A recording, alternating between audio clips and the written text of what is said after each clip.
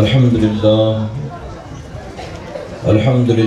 رب العالمین والعاقبۃ للمتقین والصلاة والسلام علی سید الانبیاء والمرسلین اما بعد فاعوذ باللہ من الشیطان الرجیم بسم اللہ الرحمن الرحیم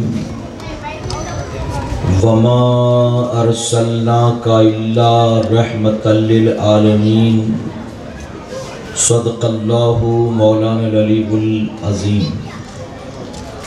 باد توحید کے متوالوں، شمع رسالت کے پروانوں، غوث و خواجہ اور رضا کے چاہنے والوں، آئیے سب سے پہلے ہم اور آپ نہایت ہی ادب اور احترام کے ساتھ اپنے اور ساری کائنات کے مرکز عقیدت جناب محمد الرسول اللہ صلی اللہ تعالی علیہ وسلم کی بارگاہ بے کس پناہ میں جس طرح سے میں آپ کو پڑھاؤں میرے ساتھ مل کر پورا مجمع بآواز بلند ہدیہ غلامی درود و سلام کے انداز میں پیش کریں۔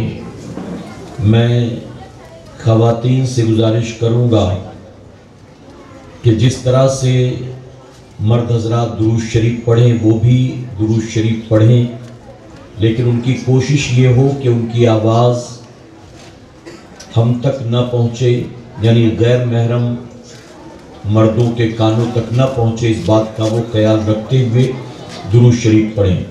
پڑھیں الصلاۃ والسلام علیک یا رسول اللہ،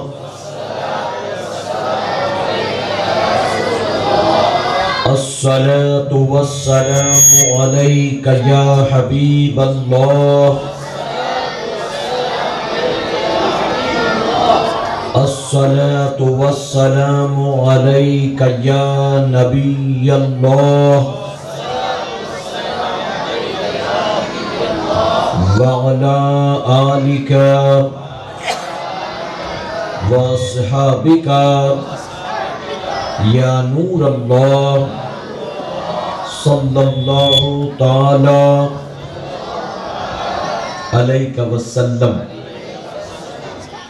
رب کعبہ کی بارگاہ میں دعا ہے، مولا اپنے حبیب صاحب لولاک صلی اللہ تعالی علیہ وسلم کے صدقۃ الفیل ہم تمام حاضرین اور سامعین کو تو دم واپسی تک حق کہنے، حق سننے اور اپنے حق والے بندوں کے دامن سے وابستہ رہنے کی توفیق نصیب فرما۔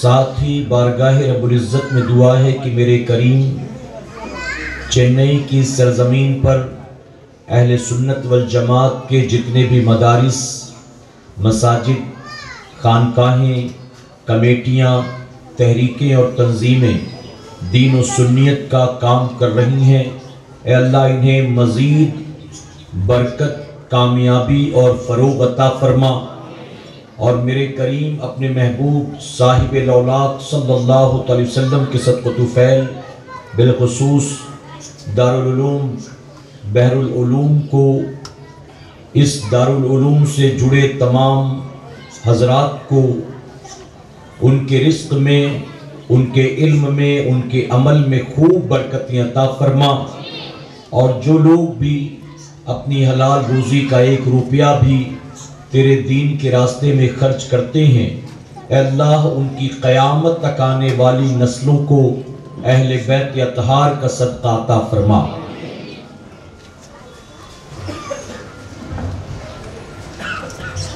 جہاں تاریک تھا ظلمت قدا تھا سخت کالا تھا، جہاں تاریک تھا ظلمت قدا تھا سخت کالا تھا، کوئی پردے سے کیا نکلا کہ گھر گھر میں اجالا تھا، اور ایک عرب نے آدمی کا بول بالا کر دیا، ایک عرب نے آدمی کا بول بالا کر دیا، خاک کے ذروں کو ہم دوشے سریا کر دیا، خود نہ تھے جو راہ پر اوروں کے ہادی بن گئے، خود نہ تھے جو راہ پر اوروں کے ہادی بن گئے، کیا نظر تھی جس نے مردوں کو مسیحا کر دیا۔ اور بہت خوب کہا بریلی کے تاجدار نے، صبح طیبہ میں ہوئی بٹتا ہے باڑا نور کا، صبح طیبہ میں ہوئی بٹتا ہے باڑا نور کا، صدقہ لینے نور کا آیا ہے تارا نور کا۔ اور یا رسول اللہ صلی اللہ علیہ وسلم، میں گدا تو بادشاہ بھر دے پیالہ نور کا، کہیں آمین۔ میں گدا تو بادشاہ بھر دے پیالہ نور کا، نور دن دونا تیرا دے ڈال صدقہ نور کا۔ اور حضور کی تشریف آوری سے پہلے دنیا کا کیا حال تھا؟ فرماتے ہیں ناریوں کا دور تھا، دل جل رہا تھا نور کا۔ یہاں ناری سے مراد ہے جہنمی۔ ناریوں کا دور تھا، دل جل رہا تھا نور کا، تم کو دیکھا ہو گیا ٹھنڈا کلیجہ نور کا۔ اور آپ جانتے ہیں کہ اہل سنت والجماعت کے علاوہ جتنے بھی دنیا میں مسلمان کہلانے والے فرقے ہیں، ان میں سے کوئی بھی حضور کو نور ماننے کے لیے تیار نہیں ہے۔ بشر تو سب مانتے ہیں لیکن نور نہیں مانتے۔ اور ہم سنیوں کا نبی کو نور ماننا جانتے ہیں کیسا ہے۔ میرے امام نے کہا کہ صرف ہم نبی ہی کو نور نہیں مانتے بلکہ فرماتے ہیں تیری نسل پاک میں ہے بچہ بچہ نور کا۔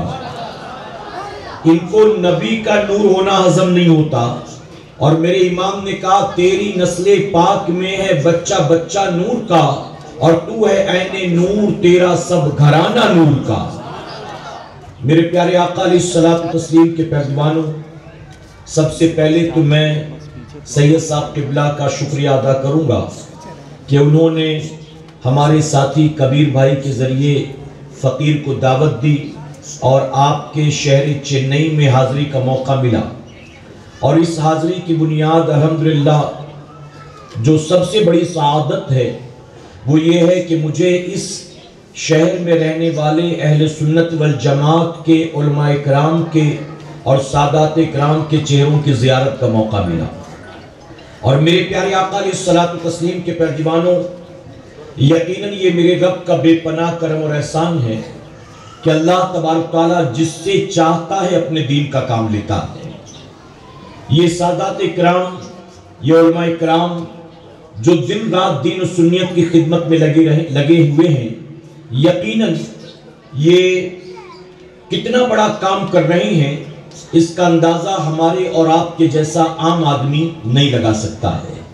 میرے پیارے آقا کے پیروانوں، بظاہر دیکھنے میں ہمارا مدرسہ ایک چھوٹا سا مدرسہ ہے، اور اس مدرسے میں پڑھنے والے سینکڑوں کی تعداد میں نہیں بلکہ مختصر ہیں، لیکن یہ مختصر طالب علم جو ہیں، یہ ہمارے اور آپ کے بچے جو اس مدرسے میں پڑھ رہے ہیں، یاد رکھیے گا کہ یہ بچے آج جو بظاہر بہت چھوٹے نظر آتے ہیں، معمولی طالب علم نظر آتے ہیں، اس مدرسے کی بنیاد ہمیشہ ہمیشہ کے لیے ان کے ایمان و عقیدے کی حفاظت ہو جائے گی۔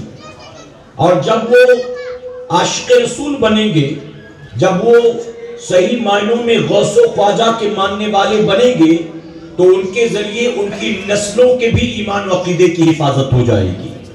تو یہ کام کتنا بڑا ہے، ہمیں اگرچہ ابھی سمجھ میں نہ آتا ہو، لیکن ہمیں بعد میں سمجھ میں آئے گا کہ واقعی یہ کتنا بڑا کام ہے۔ میرے پیارے آقا کے پیروانوں، جو لوگ علم کے راستے میں اپنا مال خرچ کرتے ہیں، یعنی ایسے مدارس کو جو تعاون کرتے، مدد کرتے وقتاً فوقتاً، امام شافعی رحمۃ اللہ علیہ فرماتے ہیں کہ تم نیکی کے کاموں میں جو اپنا مال خرچ کرتے ہو، تو وہاں تمہارا 10 روپیہ خرچ کرنا، یعنی آپ نے مثال دی 10 دینار و درہم خرچ کرنا، اگر تم کسی طالب علم پر 1 روپیہ خرچ کرتے ہو تو دوسرے کاموں میں 10 گنا خرچ کرنے کے برابر اللہ اس 1 روپے کے خرچ کرنے میں تمہیں ثواب عطا فرماتا ہے۔ یعنی یہ کام کتنا بڑا ہے، یہ کام کتنا بڑا ہے۔ اور میرے پیارے آقا کے پیروانوں، آپ نے وہ حدیث مبارکہ بھی سنی ہوگی کہ روزانہ عصر اور مغرب کے درمیان سمندر کے اوپر شیطان کا تخت لگتا اور اس پر وہ بیٹھ کر دن بھر جو اس کے شاگرد ہوتے ہیں، تمام شیاطین ہوتے ہیں، ان سے ان کی رپورٹ لیتا ہے دن بھر کے کام کی۔ آج تم نے دن بھر کیا کیا، آج تم نے دن بھر کیا کیا۔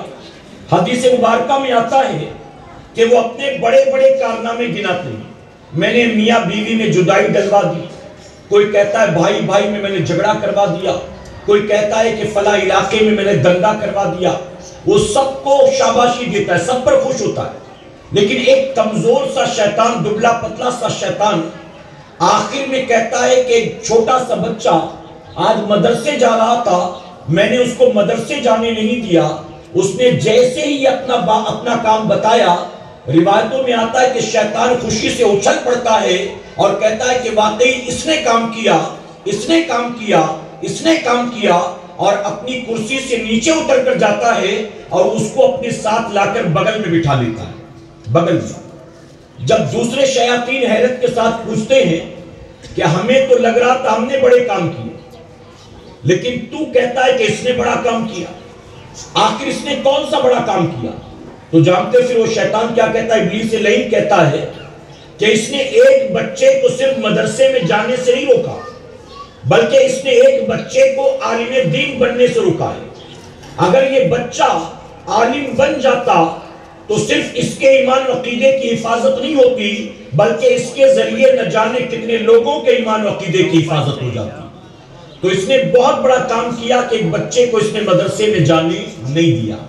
میرے پیارے آقا علیہ الصلوۃ والتسلیم کے پیروانوں، تو اگر ہماری آبادی میں ایسے مدرسے، ایسے مکتب موجود ہیں تو ہمیں چاہیے کہ ہماری پوری توجہ اس کی طرف ہو کہ انشاءاللہ۔ میں آپ کو بتاؤں، شروع میں ذہن بنانے کے لیے میں آپ کو بتا رہا ہوں، دستار بندی کا پروگرام چل رہا تھا 2019 میں راجستھان کے علاقے میں گیا تھا۔ راجستھان کے اس علاقے میں مدرسے کی دستار بندی تھی، وہاں پر مجھے جو مولانا صاحب تھے، مدرسے کے ناظم صاحب تھے، انہوں نے بتایا کہ حضرت ہمارے اس مدرسے میں تالا بند تھا کئی سالوں سے، اور مدرسے سے لگ کر جو مسجد تھی، اس مسجد کے اندر تقریباً 15 سال سے ایک بدعقیدہ سنی بن کر امامت کر رہا تھا، سنی بن کر، اور وہاں رہنے والے سنیوں کو خود پتہ نہیں تھا کہ وہ سنی نہیں ہے۔ وہ فاتحہ بھی کرتا تھا، نیاز بھی کرتا تھا، صلاۃ و سلام بھی پڑھتا تھا، یعنی وہ ان کے ساتھ رہ کر ان کے رنگ میں رنگا ہوا تھا، اور دھیرے دھیرے ان کے عقیدے کو اندرونی طور پر خراب کر رہا تھا، اندرونی طور پر۔ میرے پیارے آقا کے پیروانوں، مولانا صاحب کہنے لگے کہ کئی سالوں پہلے ایک مرتبہ امیر سنی دعوت اسلامی یہاں آئے تھے، تو انہوں نے گاؤں والوں سے کہا تھا کہ تم باہر والوں سے کب تک امید لگائے بیٹھے رہو گے؟ اگر تم چاہتے ہو کہ تمہاری آنے والی نسلوں کے ایمان و عقیدے کی حفاظت ہو تو اپنے گاؤں سے بچوں کو نکالو، مدرسے میں بھیجو، انہیں حافظ بناؤ، عالم بناؤ، مفتی بناؤ۔ جب تک تمہارے گاؤں کے بچے تیار نہیں ہوں گے تب تک تم باہر والوں پر ڈیپینڈ رہو گے، اور باہر والے کب تک تمہارے ساتھ رہیں گے اس کی کوئی گارنٹی نہیں ہے۔ کہتے بس اس بات کو سننا تھا، میرے والد صاحب نے مجھے مدرسے میں بھیجا، میں مدرسے گیا، وہاں سے میں عالم بن کر آیا، اور آنے کے بعد میں نے دھیرے دھیرے لوگوں کو بتانا شروع کیا کہ یہ ہماری مسجد کا امام سنی نہیں۔ تو کہتے ہیں کہ لوگ میرے خلاف، میں گاؤں کا تھا، وہ باہر کا تھا، لیکن میرے خلاف لوگ لاٹھی ڈنڈے لے کر کھڑے ہوئے۔ پھر ہم بھی پیچھے نہیں ہٹے، ہم نے مار پیٹ کی، جدوجہد کی، جو ہوا کیا ہم نے۔ آخرکار ہم نے اس امام کو نکالا، میں نے مصلی سنبھالا، اس کے بعد میں نے مدرسے کے تالے کو کھولا، بچوں کو پڑھانا شروع کیا۔ اب آگے میں نہیں بیان کرتا، یہ گاؤں والے خود بتائیں گے حضرت، جب تک مدرسے میں تالا بند تھا یہ لوگ پریشان تھے، اور جب سے مدرسے کا تالا کھلا ہے اور ان کے بچے یہاں پڑھنے آتے ہیں، انہوں نے زکوٰۃ فطرہ مدرسے میں دینا شروع کیا۔ تو گاؤں والوں تم بتاؤ کہ کل تمہارا حال کیا تھا، اب تمہارا حال کیا ہے؟ تو گاؤں والے باقاعدہ کھڑے ہو کر گواہی دیتے ہیں، کل بھی کھیتی باڑی کرتے تھے لیکن پھر بھی ہم پریشان تھے، آج بھی کھیتی باڑی کرتے ہیں، لیکن جب سے ہم نے توجہ مدرسے کی طرف دی ہے اللہ نے اسی مختصر کمائی میں برکت عطا فرمایا، اللہ نے اسی مختصر کمائی میں برکت دیا. کاروبار پہلے بھی وہی تھا جو آج ہے، لیکن اب ہم نے اپنی حلال روزی کا مال اللہ کے نام پر خرچ کرنا شروع کیا. اور میرے پیارے آقا کے پیغمبروں یاد رکھیں، اللہ تبارک تعالیٰ کے ہم سب محتاج، بڑا سے بڑا ولی ہو، غوث ہو، کتب ہو، نبی، اللہ کسی کا محتاج نہیں، سب اللہ کے محتاج ہیں.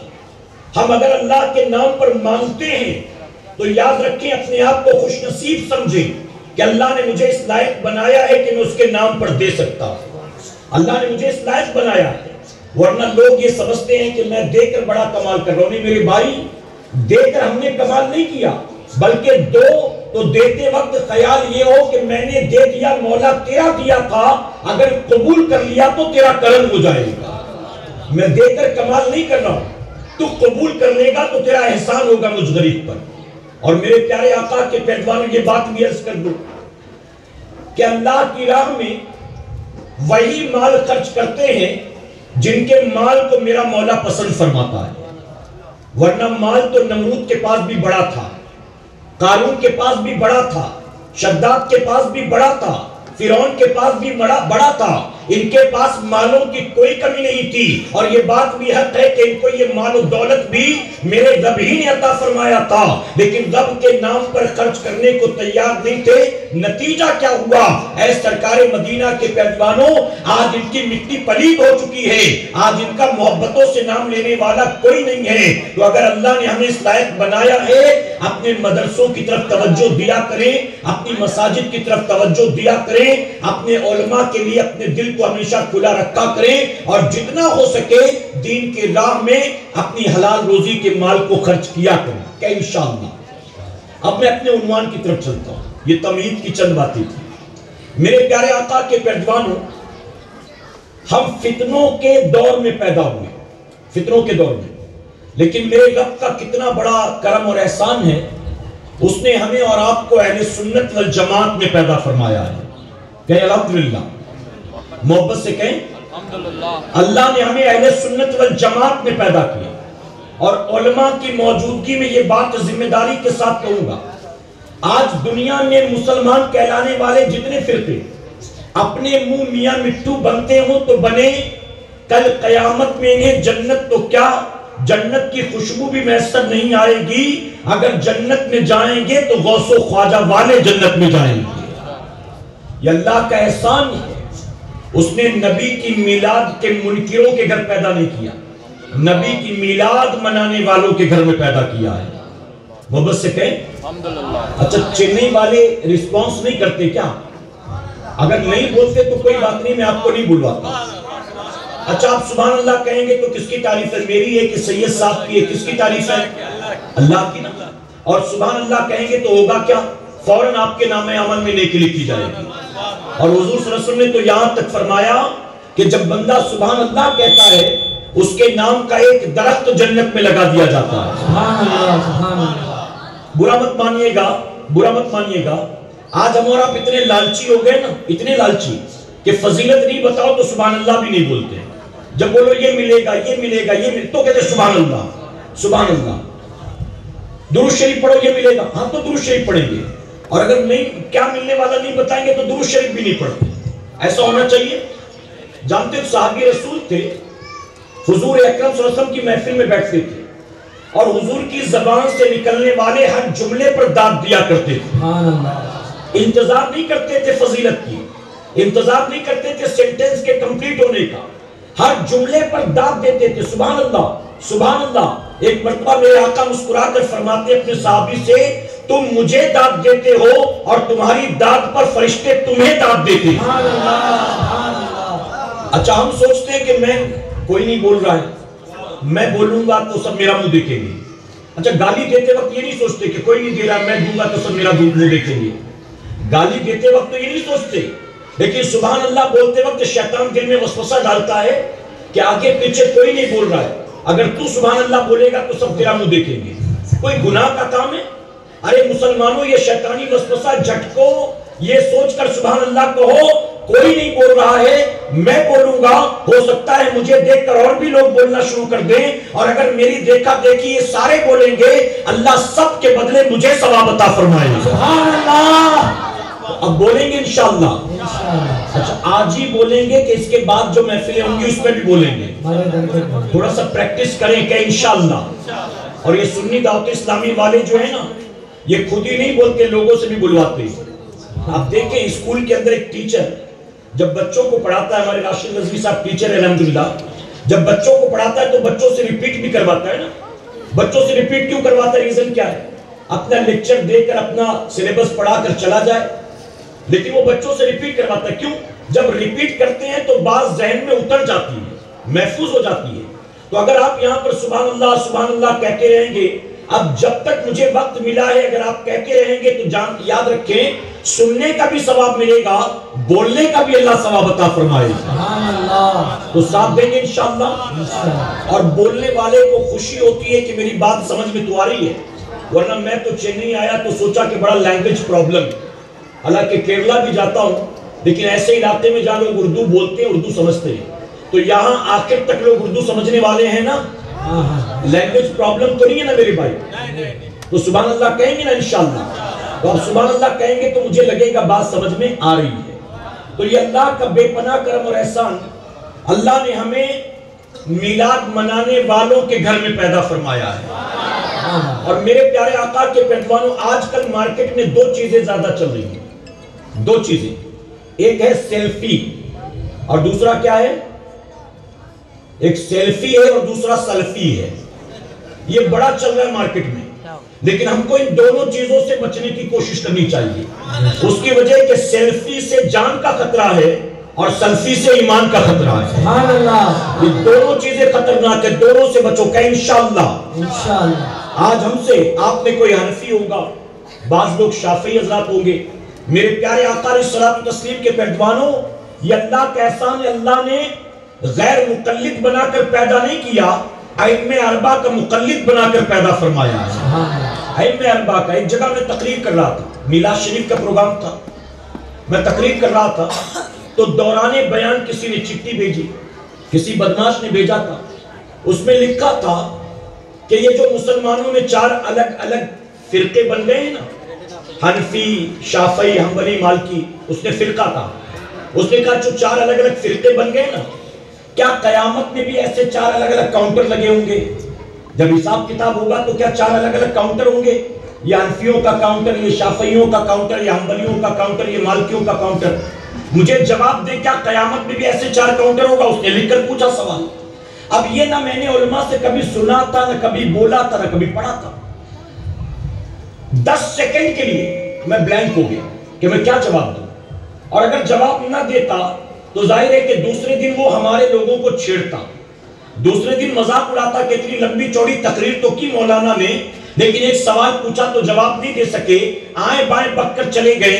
اس نے سوال کیا، میں 10 سیکنڈ کے لیے بلینک تھا کہ میں کیا جواب دوں، لیکن اے مسلمانوں تاریخ گواہ ہے اللہ محبوب کے غلاموں کو کبھی رسوا نہیں فرماتا ہے۔ دنیا میں آج تک جتنے بھی اہل سنت والجماعت کے ساتھ ڈیبیٹس ہوئے، جتنے بھی مناظرے ہوئے، چاہے جس کسی فرقے والے سے ہوا ہو، چاہے جس کسی مذہب والے سے ہوا ہو، آپ یوٹیوب پر سرچ کریں آپ کو سینکڑوں ڈیبیٹس مل جائیں گے۔ اللہ رب العزت نے کبھی بھی اپنے محبوب کے عاشقوں کو رسوا نہیں کیا۔ بدعقیداؤں کے مقدر میں یا تو بھاگنا آیا ہے یا تو ہارنا آیا ہے، اگر کامیابی ملی ہے تو صرف سنیوں کو کامیابی ملی۔ سبحان اللہ۔ تو میں نے کہا تم ہم سے پوچھتے ہو قیامت میں ایسے چار الگ الگ کاؤنٹر ہوں گے؟ میں نے کہا تم اپنے آپ کو کہتے ہو ہم حدیث والے، تم نے وہ حدیث نہیں پڑھی جہاں میرے آقا فرماتے ہیں کہ اللہ نے اپنی شفاعت کا تاج میرے سر پر رکھا ہے، اللہ نے میرے سر پر شفاعت کا تاج رکھا ہے، کل قیامت کے دن میں شفاعت کروں گا، سب سے پہلے شفاعت کا دروازہ میں کھولوں گا، اس کے بعد ہر نبی شفاعت کرے گا، ہر ولی شفاعت کرے گا۔ میں نے کہا ظالموں تم ہم سے پوچھتے ہو کل قیامت میں کیا 4 کاؤنٹر لگے ہوں گے؟ ارے قیامت میں 4 کاؤنٹر نہیں ہوں گے، ہم سنیوں کے لیے تو ہزاروں کاؤنٹر لگے ہوں گے۔ کہیں سیدنا صدیق اکبر کا کاؤنٹر ہوگا، کہیں سیدنا عمر فاروق اعظم کا کاؤنٹر ہوگا، کہیں سیدنا عثمان غنی کا کاؤنٹر ہوگا، کہیں مولا کائنات کا کاؤنٹر ہوگا، کہیں حسنین کریمین کا کاؤنٹر ہوگا، کہیں امام زین العابدین کا کاؤنٹر ہوگا، کہیں امام جعفر صادق کا کاؤنٹر ہوگا، کہیں کہیں سیدنا سرکار غوث اعظم کا کاؤنٹر ہوگا، کہیں امام اعظم کا کاؤنٹر ہوگا، کہیں امام شافعی کا کاؤنٹر ہوگا، کہیں امام احمد بن مالک کا امام احمد بن حنبل کا کاؤنٹر ہوگا، کہیں امام مالک کا کاؤنٹر ہوگا۔ میں نے کہا ہم سنیوں کی فکر مت کر، ہم سنیوں کے لیے قیامت کے دن ہزاروں کاؤنٹر ہوگا، اپنی خیر منا، تیرا تو ڈائریکٹ اینڈ کاؤنٹر ہوگا۔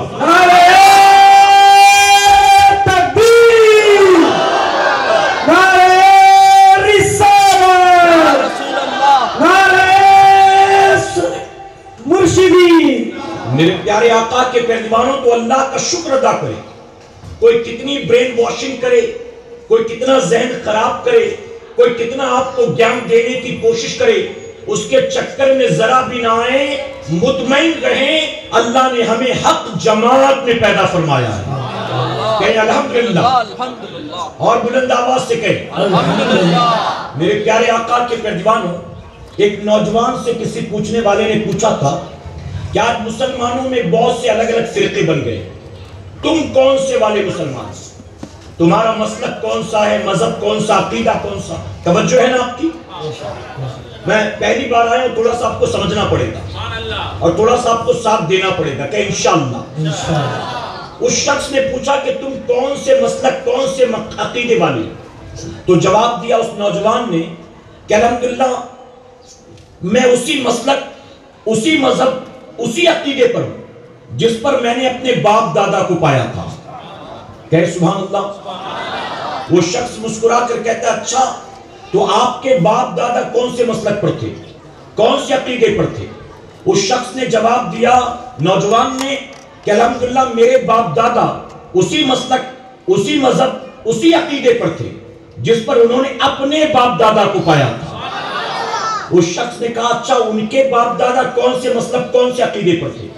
تو نوجوان کہنے لگا کہ ان کے باپ دادا اسی مسلک، اسی مذہب، اسی عقیدے پر تھے جس پر انہوں نے اپنے باپ دادا کو پایا تھا، اور ان کے باپ دادا اسی مسلک، اسی مذہب، اسی عقیدے پر تھے جس پر انہوں نے اپنے باپ دادا کو پایا تھا، اور ان کے باپ دادا اسی مسلک، اسی مذہب، اسی عقیدے پر تھے جس پر انہوں نے اپنے باپ دادا کو پایا تھا، اور ان کے باپ دادا اسی مسلک، اسی مذہب، اسی عقیدے پر تھے جس پر انہوں نے اپنے باپ دادا کو پایا، اور ان کے باپ دادا اسی مسلک، اسی مذہب، اسی عقیدے پر تھے جس پر انہوں نے خواجہ غریب نواز کو پایا تھا۔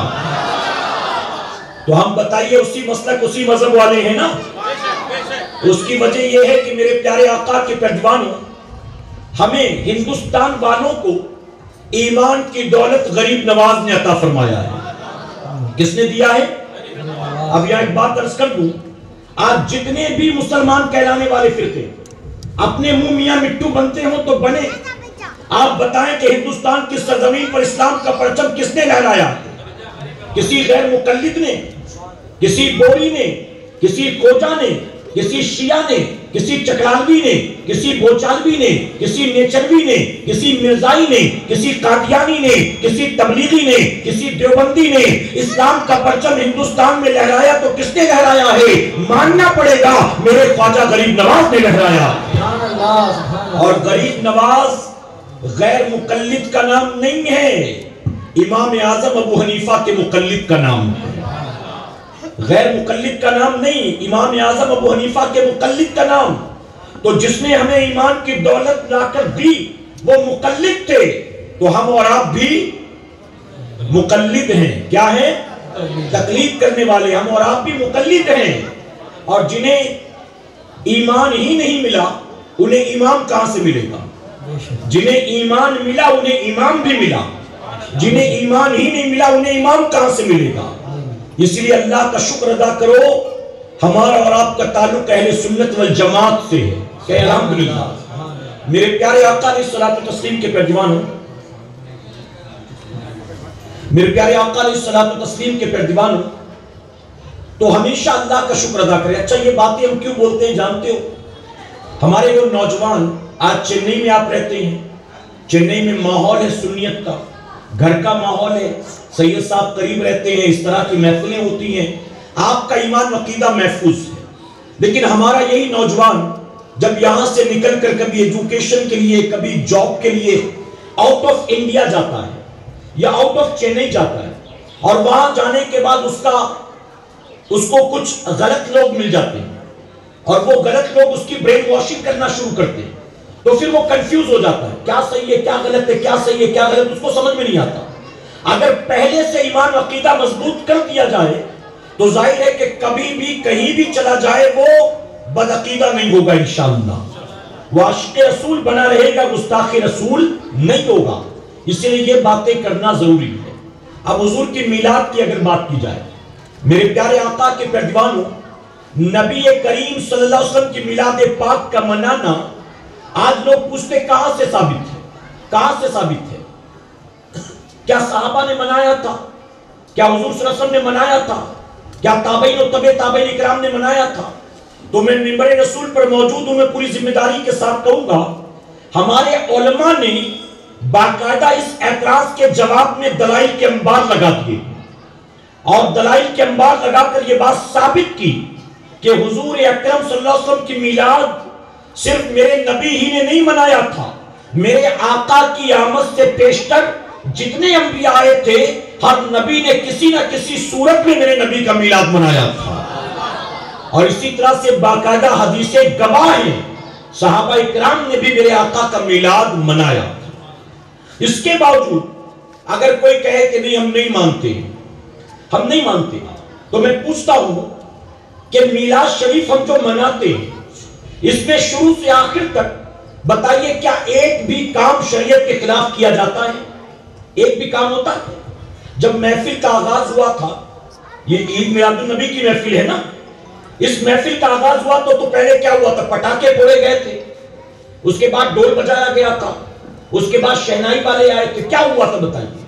ایسا کچھ ہوا؟ شروع سے آخر تک جتنے کام کیے گئے، ان میں سے کوئی ایک کام بتاؤ شریعت کے خلاف ہے؟ اب میں پروف کرتا ہوں، صحابہ نے کیا تھا کہ نہیں کیا تھا، حضور نے کیا تھا کہ نہیں کیا تھا۔ جب بھی ایسی محفلیں شروع کی جاتی تو سب سے پہلے قرآن شریف کی تلاوت ہوتی ہے۔ اب بتاؤ قرآن شریف کی تلاوت صدیق اکبر نے کبھی نہیں کیا؟ جی کیا تھا کہ نہیں کیا؟ عمر فاروق اعظم نے قرآن شریف کبھی نہیں پڑھا تھا؟ کیا؟ اچھا، قرآن شریف کے بعد کیا ہوتا ہے؟ نعت شریف پڑھی جاتی ہے، نعت شریف میں حضور کی تعریف کی جاتی ہے۔ اب بتائیے صحابہ میں سے کیا کبھی کسی نے نعت شریف نہیں پڑھا تھا؟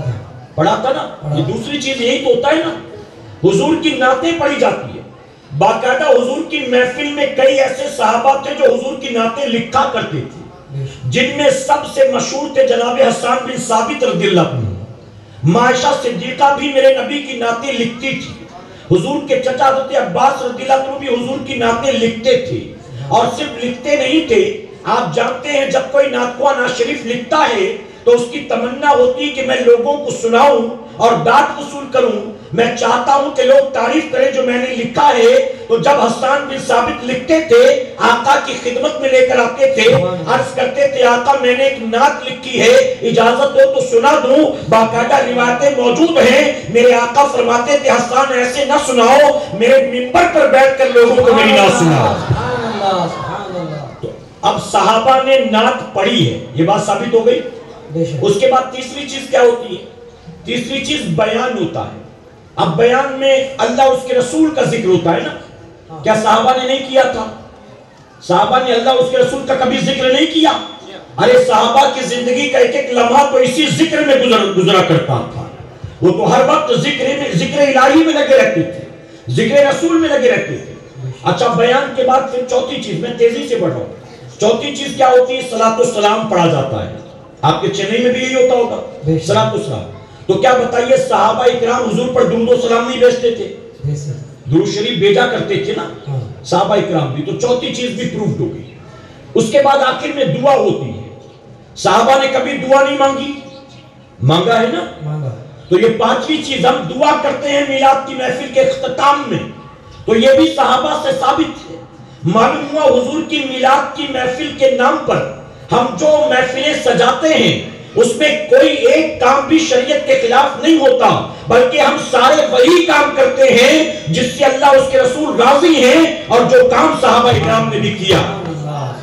ہاں یہ بات کہوں گا، صحابہ کے زمانے میں چائنا کے بلب نہیں ملتے تھے، صحابہ چراغ جلا کر میلاد مناتے تھے۔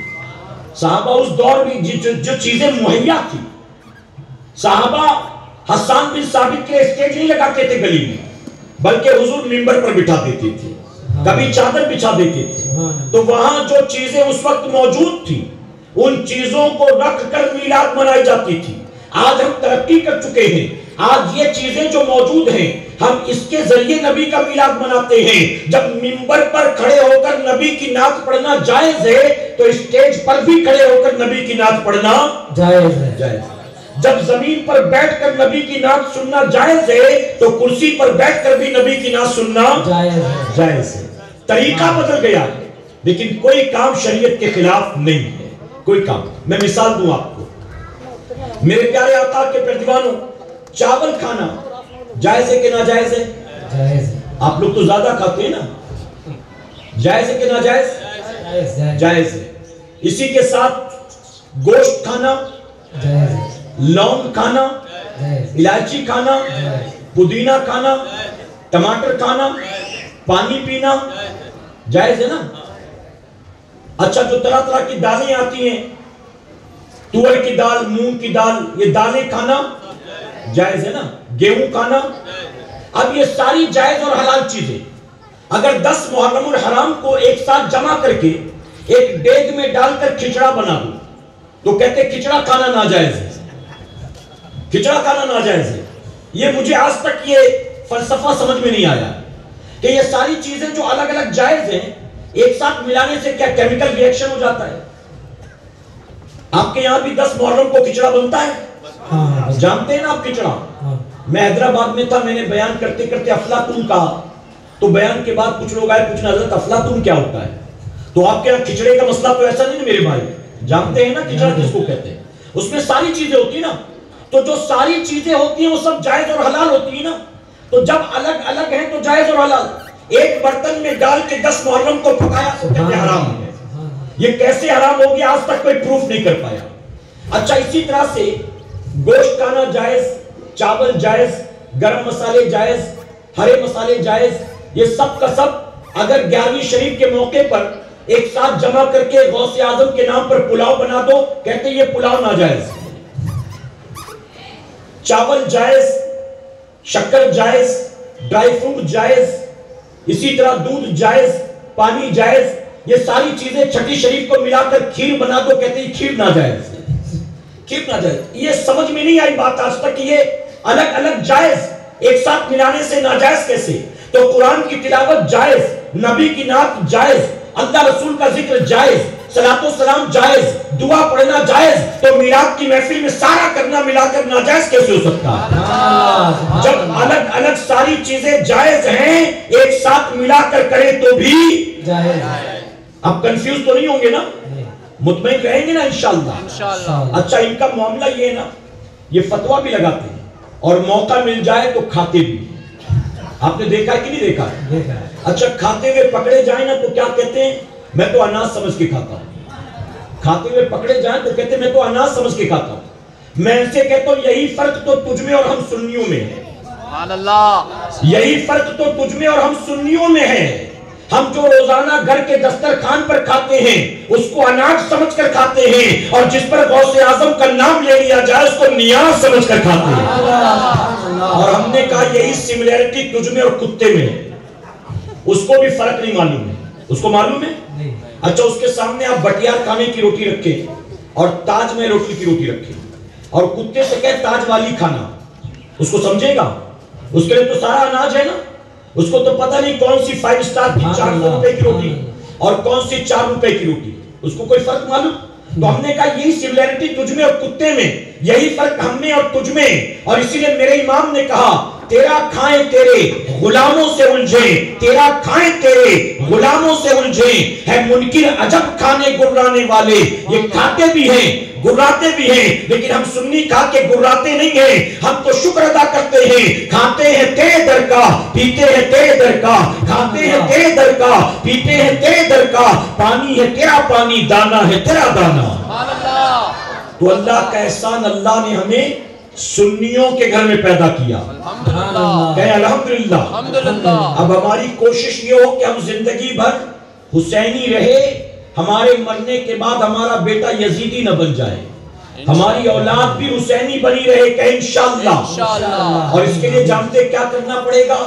اس کے لیے آسان سا طریقہ یہ ہے، اگر چاہتے ہو کہ آپ کے بعد آپ کے نسلوں کے ایمان و عقیدے کی حفاظت ہوتی رہے، تو ان علماء کو چھوڑنا نہیں، ان سادات اکرام کو چھوڑنا نہیں، اپنے مدرسوں سے منہ موڑنا نہیں، بلکہ اپنے مدارس کی طرف توجہ دینا، اپنے علماء کی خدمت کرتے رہنا، ان کے ساتھ وقت گزارتے رہنا۔ اے مسلمانوں، اپنی اولاد کو میں تو کہتا ہوں، موت آنے سے پہلے ان علماء کی جھولی میں لا کر ڈال دینا۔ اگر آپ نے اپنی اولاد کو مرنے سے پہلے سید صاحب کا غلام بنا دیا، تو آپ کے مرنے کے بعد آپ کا بیٹا گستاخ رسول نہیں بنے گا، بلکہ نچنیا گویا نہیں بنے گا، بلکہ آپ کے مرنے کے بعد وہ نبی پر درود و سلام بھیجنے والا بنے گا، اہل بیت سے محبت کرنے والا بنے گا، نماز پنجگانہ کا پابند بنے گا۔ اور نتیجہ کیا ہوگا؟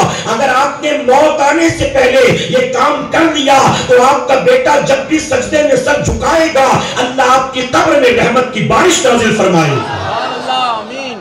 عمل کریں گے انشاءاللہ۔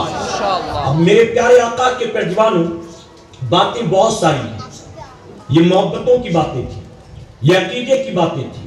اب تھوڑا سا عمل کی طرف لے چلوں، اجازت ہے آپ کی۔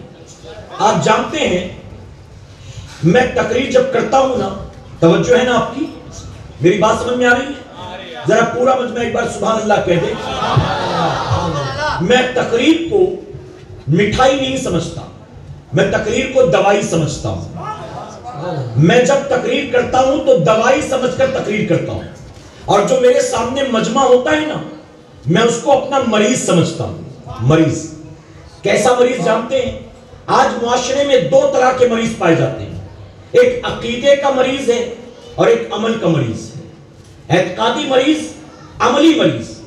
ہم سنیوں کا عقیدہ 100% پرفیکٹ ہے، ہمارے عقیدے میں 1% بھی کوئی خرابی نہیں، ہمارے عقیدے میں 1% بھی کوئی لوپول نہیں، عقیدہ ہمارا 100% پیور ہے۔ اگر ساری خرابیاں ہیں تو عمل کو لے کر خرابیاں ہیں، عمل کو لے کر۔ اور میرے پیارے آقا کے پیروانوں، آج جو ہمارے ملک کے حالات بنے، یا آپ ہندوستان کے باہر کے ملکوں کو دیکھیں، عراق آپ نے دیکھا، سیریا آپ نے دیکھا، یمن آپ نے دیکھا، غازہ آپ نے دیکھا، برما آپ نے دیکھا، افغانستان آپ نے دیکھا، یہ سارے ملک آپ نے دیکھے کہ نہیں دیکھے؟ مین اسٹریم میڈیا نے آپ کو وہاں کی تصویریں اگرچہ نہ دکھائی، سوشل میڈیا پر آپ نے برما کی تصویریں دیکھی، سیریا کے بچوں کی تیرتی لاشیں دیکھی، آپ نے غازہ کی سرزمین پر روتے بلکتے مسلمانوں کو دیکھا، آپ نے مسلمان بچیوں کی لٹتی آبرو کو دیکھا، آپ نے مسلمانوں کے گھروں پر ہونے والی بمباریوں کو دیکھا، آپ نے دنیا بھر میں مسلمانوں کے لیے جو تباہیوں بربادیوں کا بازار گرم کیا گیا ہے، آپ نے یہ سب کچھ دیکھا۔ اے سرکار مدینہ کے پیروانوں، آج اگر پوری دنیا ہماری دشمن بنی بیٹھی ہے اور پوری دنیا میں ہمارے خلاف ہوا چلائی جاتی ہے، تو اس کی سب سے بڑی وجہ یہ ہے، ہم الحمدللہ خوش عقیدہ سنی مسلمان تو ہیں، لیکن اللہ اس کے رسول سے جیسا مضبوط ہمارا رشتہ ہونا چاہیے، اس رشتے میں کمزوری آ چکی ہے، اور کمزوری عمل کی بنیاد ہے۔ کسی آبادی میں جہاں 500 مسلمانوں کے گھر، توجہ ہے آپ کی، کسی آبادی میں جہاں 500 مسلمانوں کے گھر، اگر فجر میں 50 آدمی بھی مسجد میں نظر نہ آئے تو بتائیے اس آبادی کو تباہی بربادی سے کوئی بچا سکتا ہے؟ آج ہمارے یہاں نمازیوں کی تعداد کتنی ہے؟ آج ہمارے یہاں چہرے پر نبی کی سنت سجانے والوں کی تعداد کتنی ہے؟ آج ہمارے یہاں بتائیے حضور کی سنت والا لباس پہننے والوں کی تعداد کتنی ہے؟ آج ہمارے یہاں ماں باپ کا احترام کرنے والوں کی تعداد کتنی ہے؟ آج ہمارے یہاں پر جھوٹ سے بچنے والوں کی تعداد کتنی ہے؟ آج ہمارے یہاں غیبت چغلی سے بچنے والوں کی تعداد کتنی ہے؟ اے سرکار مدینہ علیہ السلام و تسلیم کے پہلوانوں، میں پوری ذمہ داری کے ساتھ یہ بات کہنا چاہوں گا، ارے وہ بڑے بڑے گناہ جن گناہوں کی وجہ سے اللہ نے پوری کی پوری قوم پر اپنا عذاب نازل کر دیا، آج اگر ہم دیکھیں تو اپنی سوسائٹی میں ایسے گناہگار بھی ہمیں ہمارے آس پاس مل جائیں گے۔ ایک قوم نے صرف جھوٹ بولا تھا، ایک قوم نے، قوم سمود، جہاں اللہ نے نبی بنا کر حضرت صالح علیہ السلام کو بھیجا، قوم نے جھوٹ بولا تھا، اللہ نے ان پر عذاب نازل کیا۔ ایک قوم نے اللہ اس کے رسول سے دشمنی کی، اللہ نے ان پر اپنا عذاب نازل کیا۔ اور جانتے ہو عذاب بھی کیسا؟ عذاب بھی کیسا؟ کسی پر پتھروں کی بارش کی گئی، کہیں فرشتہ آیا اس نے چیخ ماری، لوگوں کے کلیجے پھٹ گئے، کہیں ہوا کا ایسا جھونکا آیا کہ لوگوں کو گھروں سے اچھال کر ہوا میں لے گیا، ایک ہفتے تک وہ ہوا میں اڑتے رہے، آپس میں سر ٹکرائے، زمین پر گرے، جسموں سے روح پرواز کر گئی، فرشتہ آیا اس نے ایک پر پورے شہر کو اٹھایا ہے، اونچائی پر لے گیا، اوپر سے لے جا کر شہر کو پلٹ کر رکھ دیا۔ اے مسلمانوں، ایک قوم پر اللہ نے جوؤں کا عذاب مسلط کیا، ایک قوم پر اللہ نے مینڈک کا عذاب مسلط کیا۔ ایک قوم کا حال یہ تھا، وہ رات سوئے تو چہرہ ان کا انسانوں جیسا تھا، لیکن صبح سو کر اٹھے تو پورا جسم انسانوں کی طرح تھا، چہرے بندروں کی شکلوں میں تبدیل کر دیے گئے تھے۔ اللہ نے ایسے ایسے عذاب نازل کیے ان قوموں پر۔ آج ہمارے معاشرے میں ان تمام برائیوں کے کرنے والے لوگ موجود ہیں، لیکن یہ میرے رب کا احسان ہے کہ اس نے ہم پر اور آپ پر عذاب نازل نہیں کیا۔ یہ محبوب کا صدقہ ہے کہ اللہ نے عذاب سے بچائے رکھا، لیکن ہم اور آپ ہیں کہ بالکل بےحس ہو گئے، ہم اور آپ ہیں کہ بالکل اللہ اس کے رسول کی نافرمانی کی طرف بڑھتے چلے جا رہے ہیں۔ میرے پیارے آقا کے پہلوانوں، جس ملک میں کلمہ پڑھنے والوں نے تقریباً 800 سال تک حکومت کی، جس ملک کے اندر 800 سال تک مسلمانوں نے حکومت کی، آج اسی ملک میں ہم سے سوال پوچھا جاتا ہے تم اس ملک کے ہو کہ نہیں ہو، ثابت کر کے بتاؤ۔ یہ بتائیے کیسے ہوا، یہ کیوں ہوا؟ ارے جس ملک میں ہم نے صرف چلنا پھرنا نہیں سیکھا، جس ملک کی مٹی میں ہمارے باپ دادا کی ہڈیاں ملی ہوئی ہیں۔ سب سے پہلے اللہ کے نبی آدم علیہ السلام جب جنت سے زمین پر تشریف لائے تو آپ کے قدم مکے اور مدینے میں باغ بھی پڑے۔ سب سے پہلے اسی ہندوستان کی سرزمین کو آپ کے قدم یہاں پر پڑے، اس زمین نے بوسہ لیا ہے آدم علیہ السلام کے قدموں کا۔ اور جب اللہ کے نبی آدم علیہ السلام زمین پر آئے ہیں، آپ کی پیشانی میں میرے نبی کا نور چمک رہا تھا، میرے آقا کا وہ نور جو 12 ربیع الاول شریف کو ہزاروں سال کے بعد مکہ معظمہ کی سرزمین پر صبح صادق کے وقت میں جناب عبداللہ کے گھر میں آمینہ خاتون کے شکم سے چمکا تھا، وہ نور وہاں ہزاروں سال کے بعد چمکا۔ سب سے پہلے میرے نبی کا نور آسمان سے زمین پر آیا تھا تو اسی ہندوستان کی سرزمین پر آیا تھا۔ سبحان اللہ۔ سب سے پہلے اذان دی گئی ہے تو اسی ہندوستان کی سرزمین پر۔ اللہ کا پیغام لے کر اللہ کے فرشتے جبرائیل علیہ السلام زمین پر آئے ہیں تو سب سے پہلے ہندوستان میں آئے۔ اللہ کے نبی آدم علیہ السلام نے اللہ کا سجدہ کیا تو سب سے پہلے اسی ہندوستان میں سجدہ کیا۔ جس ملک سے ہمارا ہزاروں سال پرانا رشتہ ناتا، آج اسی ملک میں ہم سے پوچھا جاتا ہے اگر تم اس ملک کے ہو تو پروف کرو۔ میرے پیارے آقا کے پہلوانوں، اس ملک کے ہیں پروف کرنے کے لیے کیا تاج محل کافی نہیں تھا؟ اس ملک کے ہیں پروف کرنے کے لیے کیا لال قلعہ کافی نہیں تھا؟ اس کے باوجود ہم سے پوچھا جاتا ہے جانتے ہو یہ ذلتیں کیوں ہیں، یہ رسوائیاں کیوں ہیں؟ یہ سب ہماری اور آپ کی بدعمالیوں کا نتیجہ ہے۔ آج دنیا کی مصیبت و بلا ہمارے گھر کے دروازے تک پہنچ چکی ہے۔ اگر ہم نے آج بھی ہوش کے ناخن نہیں لیے تو یاد رکھنا، سیریا والوں پر رونے والے تو کچھ لوگ ہیں، یمن غازہ برما والوں کے لیے دعائیں کرنے والے کچھ لوگ تو ہیں، لیکن تمہارا وہ حشر ہوگا کہ تمہارے لیے ایک قطرہ آنسو بہانے والا بھی کوئی نہیں بچے گا۔ اور تاریخ گواہ ہے مسلمانوں، جب مسلمان غفلت کا شکار ہوا، جب مسلمان اللہ اس کے رسول کا نافرمان و باغی ہوا، جب مسلمان نے اپنے جسموں سے نبی کی سنت کا لباس اتار کر پھینکا، اور یہود و نصارہ جیسے کپڑے پہنے.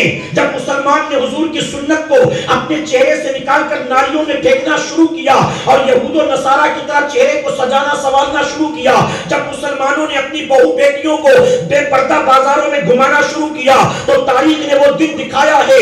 جانتے ایک بادشاہ پیدا ہوا تھا جس کا نام ہلاکو خان تھا. ہلاکو خان مسلمانوں کا کٹر دشمن تھا. ایک رات ہلاکو خان نے خواب میں دیکھا مسلمانوں کے کٹے ہوئے سروں کا ایک مینار ہے, اس مینار کے اوپر بیٹھ کر میں مسلمان کے سر میں شراب پیتا ہوں, میں مسلمان کی کھوپڑی میں شراب پیتا ہوں. جب صبح دربار لگا تو ہلاکو خان نے اپنے وزیروں کو بلایا ہے, اس دور کے راہبوں کو بلایا ہے, خواب کی تعبیر بتانے والوں کو بلایا ہے اور بلا کر کہا کہ کل رات میں نے ایسا ایسا خواب دیکھا, بتاؤ میرے خواب کی تعبیر کیا ہے. تو جانتے ہو راہب اس سے پہلے کہ جواب دیتے, کاہن اس سے پہلے کہ جواب دیتے, عالم اس سے پہلے کہ جواب دیتے, سپاہ سالار نے کہا, فوجیوں نے کہا, وزیروں نے کہا بادشاہ سلامت خواب کی تعبیر بعد میں پوچھے گا, اگر آپ کی اجازت ہو ہم آپ کے خواب کو حقیقت میں تبدیل کر دیتے ہیں, اگر آپ کہیں تو آپ کے خواب کو حقیقت میں بدل دیں. اس نے کہا یہ تو بہت اچھی بات ہے, کیا بتاؤ تم یہ کام کر سکتے ہو. ان لوگوں نے کہا اگر آپ کا حکم ہو تو ہم کر کے دکھا دیں.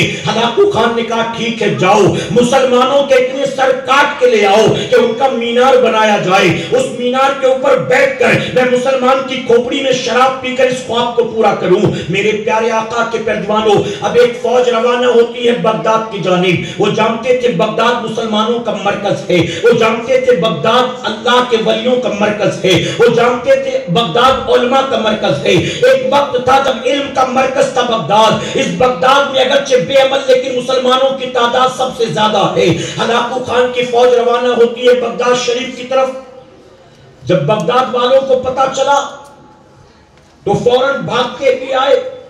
بغداد شہر میں ایک اللہ کے ولی رہتے تھے احمد جام رحمت اللہ علیہ, ان کے پاس آ کر کہتے ہیں کہ آپ اللہ کے ولی ہیں, ہلاکو خان کا لشکر آتا ہے, آپ دعا کریں کہ اللہ ہم کو بچا لے, آپ دعا کریں ورنہ پتہ نہیں ہمارا کیا انجام ہوگا. احمد جام رحمت اللہ علیہ فرماتے ہیں کہ ٹھیک ہے, اللہ کا ولی نرم دل ہوتا ہے.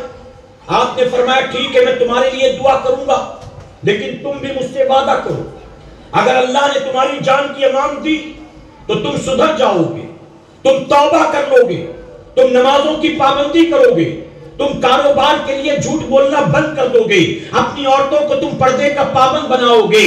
جان پر بنی تھی کیا کرتے, ہر کسی نے ایک زبان ہو کر کہا ہمیں بچا لیجئے, ہمیں بچا لیجئے, ہم وعدہ کرتے ہیں کہ ہم شریعت و سنت کی پابندی کریں گے.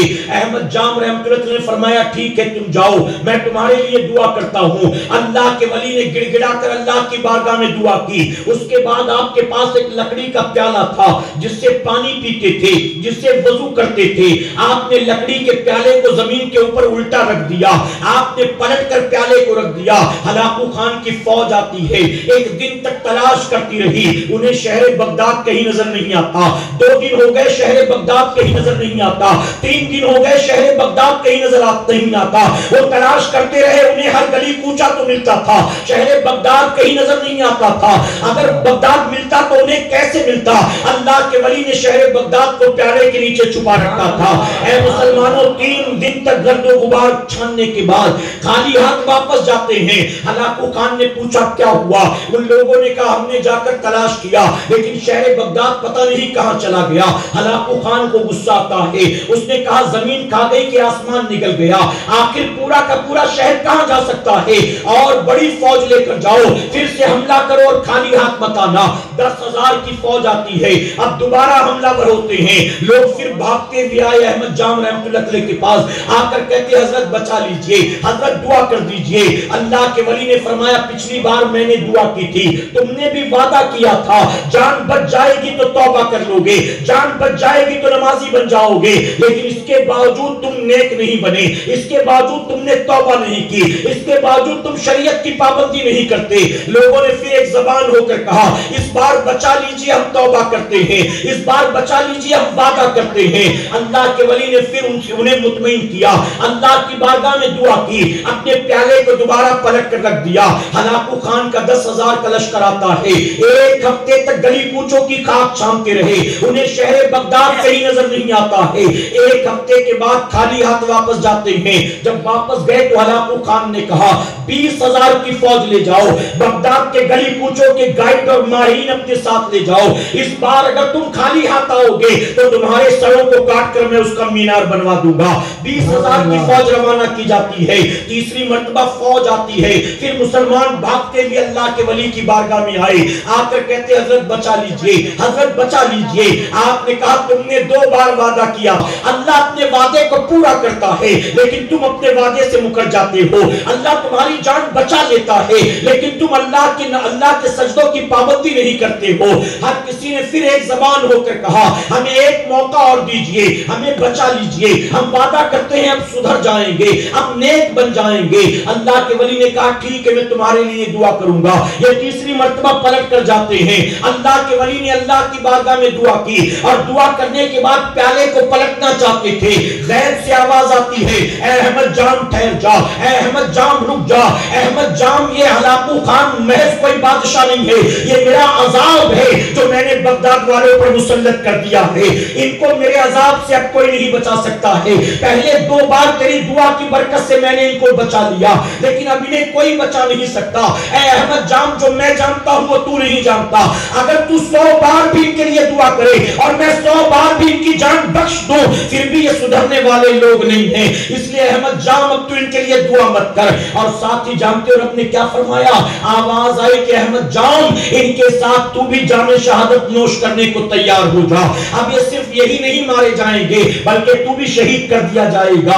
آپ روتے رہے بلکتے رہے، آخرکار 20,000 کی فوج آتی ہے۔ اے مسلمانوں صرف جوانوں کو نہیں بلکہ بچوں کی گردنیں بھی کاٹی ہیں، بوڑھوں کی گردنیں بھی کاٹی ہیں، کمزوروں کی گردنیں بھی کاٹی ہیں۔ تاریخ گواہ ہے کہ بغداد کی گلیوں میں مسلمانوں کے خون کی نہریں بہہ نکلی ہیں، اتنے مسلمانوں کے سر کاٹے گئے ہیں۔ اگر ہم اللہ کی نافرمانی کرتے ہیں، اگر ہم اللہ اور اس کے رسول کی نافرمانی کرتے ہیں، اگر ہم نمازوں سے اپنے روح کو پھیر لیتے ہیں، اگر ہم حضور کی سنت اور شریعت پر عمل نہیں کرتے ہیں تو یاد رکھنا ایسے ظالم حکمراں مسلط کیے جاتے ہیں تاکہ بندے تو ہوش کے ناخن لے، بندے تو پلٹ آ، بندے تو توبہ کر، بندے تو رجوع کر۔ لیکن جانتے ہماری قوم کا حال کیا ہے؟ ہماری قوم کا حال یہ ہے ہم اپنے پیپرز تو صحیح کروانے کو تیار ہیں لیکن اپنے آپ کو صحیح کرنے کو تیار نہیں ہیں۔ ڈاکومنٹ صحیح کریں گے اپنے آپ کو صحیح نہیں کریں گے۔ یاد رکھنا اگر اللہ کی مدد شامل نہ ہو تو پوری کائنات مل کر بھی آپ کی مدد نہیں کر سکتی۔ آج ہم سوچ رہے ہیں امریکہ ہماری مدد کرے گا، آج ہم سوچ رہے ہیں کہ انڈونیشیا ہماری مدد کرے گا، آج ہم سوچ رہے ہیں کہ سعودی عرب ہماری مدد کرے گا، آج ہم یہ سمجھتے ہیں کہ ہمارے ملک کا کوئی حکمراں ہماری مدد کرے گا، کوئی پولیٹیکل پارٹی ہماری مدد کرے گی۔ اے سرکار مدینہ کے پیروانوں، میں منبر رسول پر موجود ہوں، ذمہ داری کے ساتھ کہنا چاہوں گا یاد رکھیں آپ صرف اپنے باپ دادا کے نہیں پردادا کے اور ان کے باپ دادا کے بھی ڈاکومنٹ لے آئیں۔ اللہ کی مدد شامل نہ ہو تو آپ کو بچانے والا کوئی نہیں ہے، اور آپ کے پاس کاغذ کا ایک ٹکڑا بھی نہ ہو، اگر میرا رب مدد کرنا چاہے تو اپنی جگہ سے آپ کو 1 انچ بھی ہلانے کی کوئی جرات نہیں کر سکتا ہے۔ لیکن اللہ کی بارگاہ میں توقع تو ہو، اللہ کی ذات سے امیدیں تو وابستہ کرو۔ میں پوچھتا ہوں ملک کے حالات دن بدن بد سے بدتر ہوتے جا رہے ہیں، ہمارے اندر کوئی تبدیلی آئی؟ ہم نے نماز کی پابندی شروع کی، ہم میں سے کوئی ایک ہے تو بتاؤ جو رات کے 2 بجے 3 بجے اٹھ کر مصلی پر باوضو بیٹھا ہو اور رب کی بارگاہ میں رو رو کر دعا کیا ہو اے اللہ تو ہماری مدد فرما، اے اللہ تو ہماری مدد فرما؟ ہم میں سے کسی ایک نے بتائیے یہ سب کیا؟ اے سرکار مدینہ کے پیروانوں، دنیا بھر کی مصیبت و بلا گھر کے دروازے پر پہنچ گئی لیکن میری قوم کا نوجوان آج بھی رات رات بھر پب جی کھیلنے میں لگا ہوا ہے، آج بھی رات رات بھر فلمیں دیکھنے میں لگا ہوا ہے، آج بھی رات رات بھر یوٹیوب پر گندی گندی ویڈیو ڈھونڈنے میں لگا ہوا ہے، آج بھی رات رات بھر فیس بک اور واٹس ایپ پر چیٹنگ کرنے میں لگا ہوا ہے۔ میرے پیارے آقا علیہ الصلوۃ والتسلیم کے پیروانوں، جانتے ہوئے گجرات کے حاجی صاحب حاجی اسماعیل نام بیان کرتے ہیں کہ میں عمرہ کرنے کے لیے گیا، سینکڑوں سال پہلے کی بات نہیں، ابھی ماضی قریب کی بات۔ وہ بیان کرتے ہیں کہ میں عمرہ کرنے کے لیے گیا تھا، 15 دن کا میرا ٹور تھا، 7 دن مکہ شریف میں ہم ٹھہرے، عمرہ کے ارکان سے فارغ ہوا، پھر ہم مدینہ شریف گئے۔ کہتے مدینہ شریف میں جس ہوٹل میں ٹھہرا تھا، جب میں دسترخوان پر کھانا کھانے بیٹھتا تو اتفاق سے ایک بلی آ کر بیٹھ جاتی تھی۔ جب بلی دسترخوان پر آ کر بیٹھتی تو میں روٹی کے ٹکڑے بناتا، سالن میں ڈباتا، پیالہ اس کے سامنے رکھتا، پہلے بلی کو کھلاتا پھر میں کھاتا۔ مجھے اچھا نہیں لگتا تھا کہ پہلے میں کھاؤں بعد میں مدینے کی بلی کو کھلاؤں، تو پہلے مدینے کی بلی کو کھلاتا تھا پھر میں کھاتا تھا۔ آپ سوچیں مدینے کا صرف احترام نہیں، مدینے کی بلیوں کا احترام۔ میرے پیارے آقا کے پیروانوں کہتے میں مدینے کی بلی کو کھلاتا، دوپہر دسترخوان پر بیٹھتا پھر آ جاتی، اسے پہلے کھلاتا، رات دسترخوان پر بیٹھتا پھر آ جاتی، اسے پہلے کھلاتا۔ کہتے ایک ایک کر کے دن گزرتے رہے، اب آخری 3 دن باقی تھے، اب 3 دن سے ہمیں واپس آنا تھا۔ جب میں رات بیٹھا دسترخوان پر کھانے کے لیے، بلی آئی، میں روٹیوں کے ٹکڑے کرتا جا رہا تھا اور دل ہی دل میں سوچ رہا تھا کہ یہ بلی مجھ سے کتنا زیادہ گل مل گئی، یہ بلی کتنی مانوس ہو گئی ہے مجھ سے، کتنا ہی اچھا ہو کہ جب میں واپس جاؤں تو اس بلی کو بھی اپنے ساتھ اپنے ملک لے جاؤں، تاکہ اپنے ملک والوں کو، گاؤں والوں کو بتاؤں گا یہ مدینے کی بلی لے کر آیا۔ کہتے میں روٹیاں توڑ رہا تھا اور دل میں سوچ رہا تھا، ابھی اتنا سوچنا تھا کہ بلی دسترخوان سے اٹھی اور چلی گئی۔ میں نے روٹیاں توڑی، سالن میں ڈبایا، تلاش کیا، مجھے بلی کہیں نظر نہیں آئی۔ میں کچھ دیر انتظار کرتا رہا، جب وہ نہیں آئی تو میں نے کھانا کھا لیا اور کھانے سے فارغ ہو کر حضور کے روضے مبارک پر آیا تو میں نے آ کر دیکھا کہ وہ بلی جو تھی میرے دسترخوان سے اٹھ کر آئی تھی، حضور کی جالیوں کے قریب بیٹھی ہوئی۔ کہتے میں بہت دیر تک اس کو دیکھتا رہا، بہت دیر تک، اس کے بعد میں چلا گیا۔ صبح جب کھانے کے لیے بیٹھا بلی نہیں آئی، دوپہر کھانے کے لیے بیٹھا بلی نہیں آئی، رات کھانے کے لیے بیٹھا بلی نہیں آئی۔ کہتے میں جب جاتا حضور کے روضے پر تو جالی مبارک پر بیٹھی ہوتی، لیکن دسترخوان پر آنا بند کر دیا۔ اب تیسری اور آخری رات تھی مدینے میں، صبح فجر کی نماز کے بعد ہمیں روانہ ہونا تھا۔ کہتے تیسری اور آخری رات کھانا کھانے کے بعد میں تھوڑی دیر سونے کے لیے لیٹ گیا بستر پر کہ چلو سو جاتا ہوں، کچھ دیر آرام کر کے پھر اٹھوں گا، پھر حضور کی بارگاہ میں حاضری دوں گا، پھر نکلنے کی تیاری کروں گا۔ کہتے جب کھانے سے فارغ ہو کر میں سویا، ابھی ماتھے کی نگاہوں کا بند ہونا تھا، دل کی نگاہیں کھلتی ہیں اور میرے آقا خواب میں تشریف لے آتے۔ کہتے آقا خواب میں تشریف لائے، لیکن میرے نبی نے اپنے چہرے مبارک کو پھیر رکھا تھا، میری جانب رخ نہیں تھا۔ میں نے میرے آقا سے کہا کہ یا رسول اللہ یہ بڑا کرم ہو گیا مجھ گناہگار پر، جانے سے پہلے آپ نے دیدار عطا کر دیا، آپ کا احسان۔ تو میرے آقا فرماتے ہیں حاجی اسماعیل تو اس لائق نہیں تھا کہ ہم تجھے دیدار کراتے، لیکن پھر بھی ہمیں آنا پڑا۔ تو اس لائق نہیں تھا کہ تجھے دیدار کراتے، لیکن پھر بھی ہمیں آنا پڑا۔ حاجی اسماعیل عرض کرتے آقا جب میں اس لائق نہیں تھا تو آپ کو کیوں آنا پڑا، کیوں آئے، کیسے آئے؟ تو جانتے میرے نبی کیا فرماتے ہیں؟ آقا فرماتے حاجی اسماعیل اگر تم اپنے وطن واپس جانا چاہتے ہو تو جاؤ، تمہیں اجازت ہے، لیکن مدینے کی بلی ساتھ لے جانے کی تمہیں اجازت نہیں، میرے شہر کی بلی ساتھ لے جانے کی تمہیں اجازت نہیں۔ حاجی اسماعیل کہتے میں کانپ گیا، میں نے حضور کی بارگاہ میں عرض کیا آقا میں نے تو صرف دل میں سوچا تھا، میں نے نہ ٹکٹ بنوائی، نہ پنجرا خریدا، نہ کسی سے بات کی، نہ کوئی انتظام کیا، اے آقا میں نے تو صرف دل میں سوچا تھا، آپ کو کیسے پتا چل گیا؟ تو جانتے میرے آقا کیا فرماتے ہیں؟ آقا فرماتے تم ہم سے پوچھتے ہو ہمیں کیسے پتا چل گیا؟ ارے وہ رات ہے اور آج کی رات ہے، 3 دن 3 راتیں گزر گئی ہیں، وہ بلی میری جالیوں پر آ کر بیٹھی ہے، نہ کھاتی ہے، نہ پیتی ہے، نہ کہیں آتی جاتی ہے، بس رو رو کر اتنا کہہ رہی ہے آقا میں آپ کے شہر میں بھوکی پیاسی مرنا تو گوارا کر سکتی ہوں، آپ کا شہر چھوڑ کر اندر جانا گوارا نہیں کر سکتی ہو، آقا مجھے بچا لیجئے، آقا مجھے بچا لیجئے، آقا مجھے بچا لیجئے۔ اے سنیوں صرف سبحان اللہ کہہ کے مت گزرنا، ذرا غور تو کرو، ارے وہ رحمت للعالمین آقا جو مدینے کی بلیوں کی فریاد سنتے ہیں، کیا ہند کے امتیوں کی فریاد نہیں سنیں گے؟ نعرہ تکبیر، نعرہ رسالت، نعرہ بشری۔ یقیناً میرے نبی سنتے ہیں، انہوں نے کنیکشن نہیں توڑا، ہم نے ان سے محبتوں کا کنیکشن توڑ رکھا ہے۔ ہم عاشق رسول ہیں صرف زبانی، ہمارا عمل کون سا ہے عاشق رسول والا؟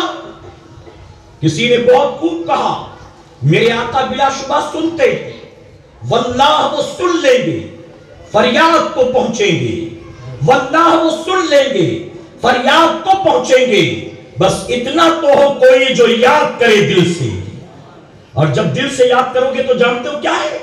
فریاد امتی جو کرے حال زار میں، فریاد امتی جو کرے حال زار میں، ممکن نہیں کہ خیر بشر کو خبر نہ ہو۔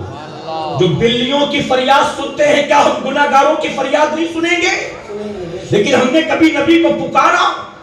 اے مسلمانوں، آج اگر غیر میرے نبی کی شریعت کا مذاق اڑائیں، آج اگر پارلیمنٹ میں شریعت کا مذاق اڑایا جائے، اگر سپریم کورٹ میں شریعت کے خلاف فیصلہ آئے، اگر آج کسی کارپوریٹ آفس میں، آج کسی بزنس پارک میں، آج اگر کسی ایئرپورٹ پر، آج اگر کسی ریلوے اسٹیشن پر، آج اگر کسی چائے کی ہوٹل میں، آج اگر کسی پان کی دکان میں ہماری شریعت کے خلاف زبان درازی کی جائے، ہمیں تکلیف ہوتی ہے کہ غیروں کو یہ حق کس نے دیا کہ وہ ہماری شریعت کے خلاف بکواس کرے۔ میں پوچھتا ہوں، اگر غیر ہماری شریعت پر انگلی اٹھائے تو ہمیں تکلیف ہوتی ہے، اور ہم صبح سے شام تک روزانہ شریعت کی دھچیاں اڑائیں تو ہمیں کوئی تکلیف نہیں ہوتی۔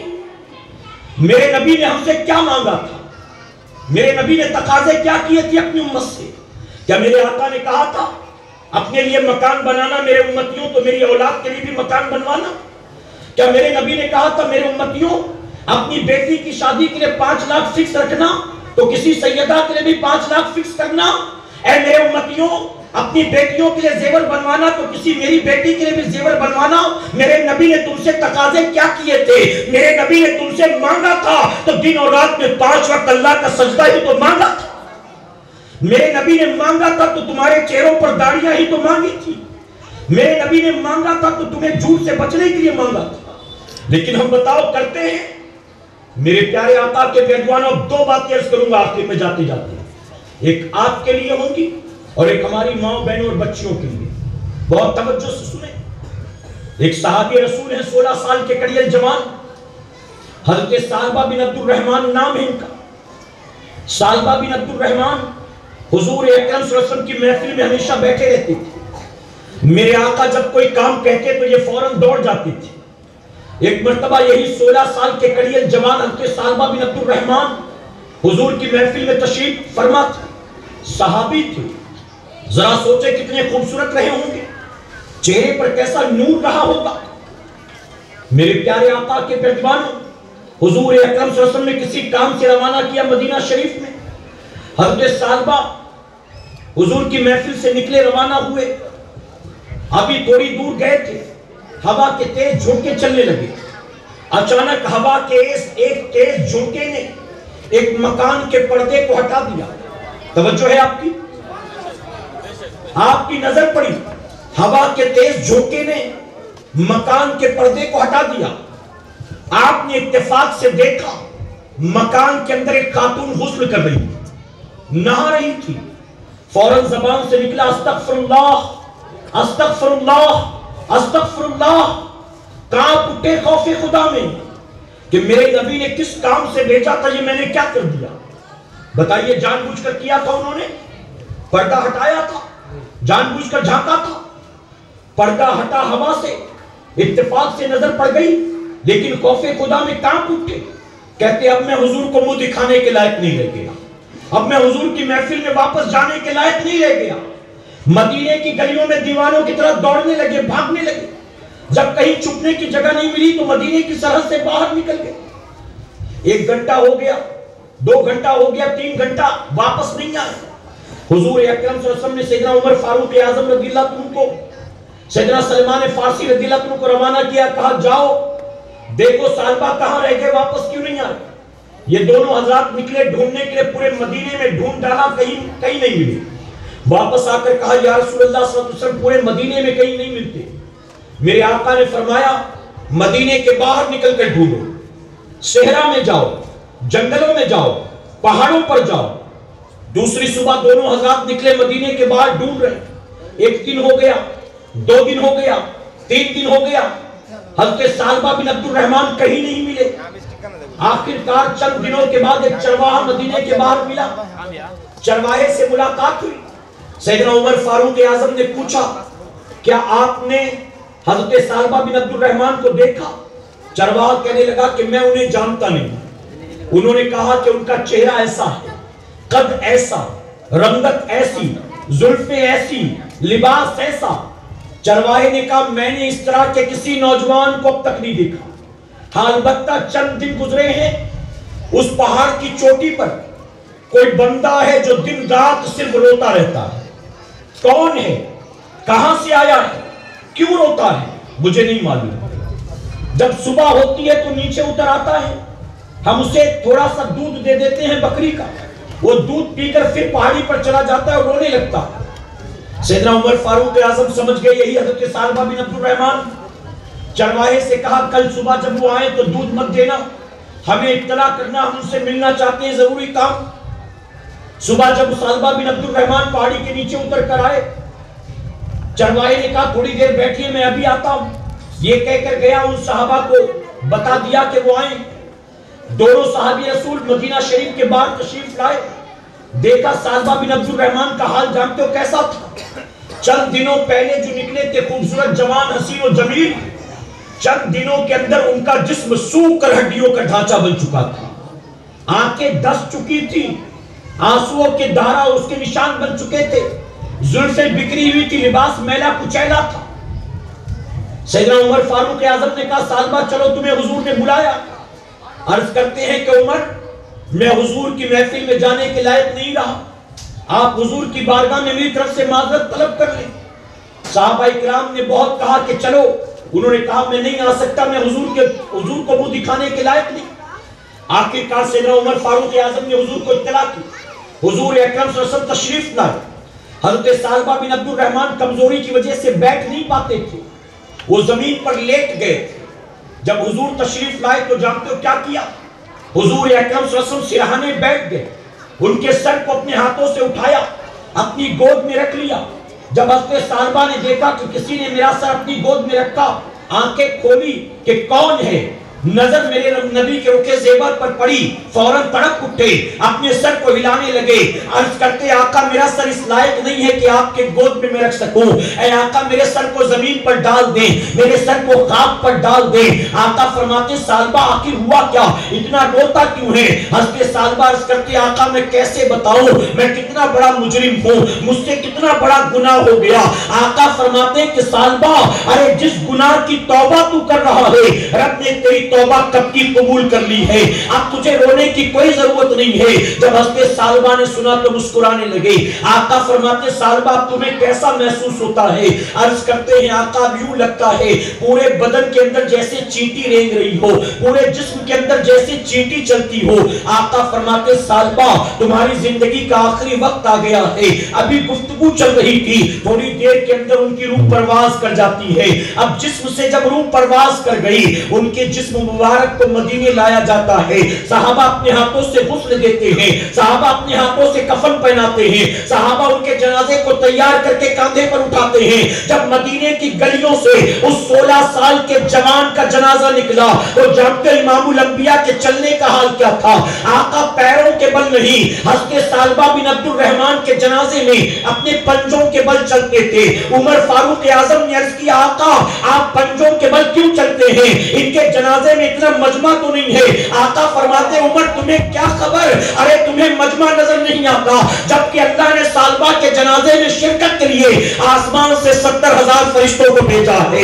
وہ فرشتے عمر تمہیں نظر نہیں آتے. اے مسلمانوں میں پوچھتا ہوں, ایک صحابی غلطی سے اگر کسی عورت پر نظر پڑ جائے تو اس کی توبہ کا یہ حال ہے, اور میری قوم کا وہ نوجوان جو یوٹیوب پر رات بھر گندے ویڈیو ڈھونڈتا رہتا ہے, جو نہانے کی تصویریں ڈھونڈتا رہتا ہے, جو ایسے مناظر کو تلاش کرتا رہتا ہے, اور اگر اس کے ہاتھ لگ جائے اپنے دوست سے کہتا ہے میں تجھے ابھی واٹس ایپ کرتا ہوں, تو بھی دیکھنا کتنا اچھا ویڈیو ہے, کتنی اچھی پکچر ہے, کتنی گندی پکچر ہے. اے سرکار مدینہ کے پیروانوں میں پوچھتا ہوں, یہ دن رات جو ہم اور آپ گناہ پر گناہ کرتے ہیں, اللہ رسول کی نافرمانی پر نافرمانی کرتے ہیں, بعد مرنے کے قبر میں ہمارا انجام کیا ہوگا, بعد مرنے کے محشر میں ہمارا انجام کیا ہوگا, بعد مرنے کے آخرت میں ہمارا انجام کیا ہوگا, کبھی ہم نے سوچا ہے؟ میں آپ سے پوچھنا چاہتا ہوں, آج کڑیل جوان ہو, ہاتھ پیر میں طاقت ہے, رگوں میں خون دوڑتا ہے, آپ کو لگتا ہے ابھی مجھے موت کہاں آنا ہے, ابھی تو میرے ابا بھی زندہ ہیں,